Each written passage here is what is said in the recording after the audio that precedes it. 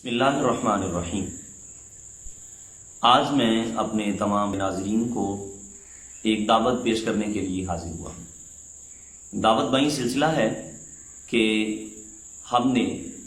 فن خطابت جو کہ کار انبیاء ہے، کار اسلاف ہے، جو کہ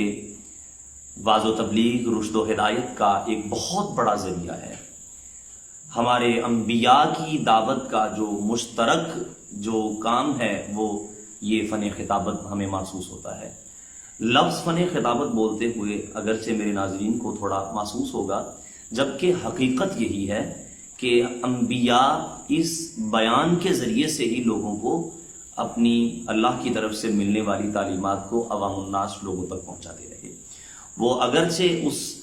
بیان کے انداز اور اس کے سارے معاملات اور سے جو کہ رائج الوقت ہیں ان سے ہٹ کرتے، تو ہم نے اس کار عظیم کو، کار اسلاف کو، کار خیر کو، کار باعث نجات دارین کو ہم نے منہج اسلاف پر چلانے کے لیے، منہج اسلاف کے ساتھ ساتھ مقصد اسلاف کو سامنے رکھتے ہوئے اس عظیم مقصد کے لیے ہم نے اپنی مرکزی جامع مسجد محمدی motorway city, Sargodha road, نزد انٹرچینج، میٹرو شاپنگ مال اور ایف ڈی اے سٹی کے بالکل ساتھ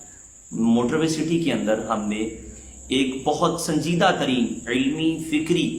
اور احسن انداز کے ساتھ اس فن کے جو بزرگ ماہرین ہیں ان کی موجودگی کے اندر اس فن کے پھر آگے آنے والے ورثاء اور خصوصاً مدارس دینیہ کے طلباء کے لیے ایک بہت خوبصورت نشست کا اہتمام ظہر کے بعد سے لے کے عصر تک کے لیے کیا ہے۔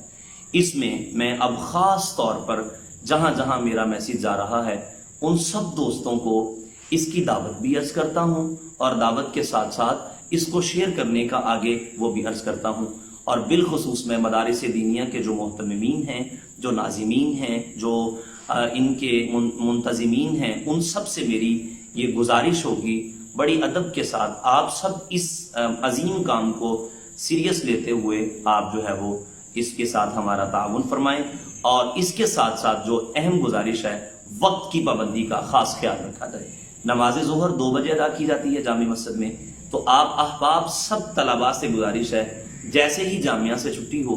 تو طلباء نماز ظہر مسجد میں آ کے ادا کریں، تاکہ جو ہے بر وقت ہم اپنی اس تربیتی نشست کا آغاز کر سکیں اور پھر اس کو جو ہے بر وقت ختم کر سکیں۔ اللہ تعالیٰ آپ سب کو اس کام پر اجر عطا فرمائے۔ وآخر دعوانا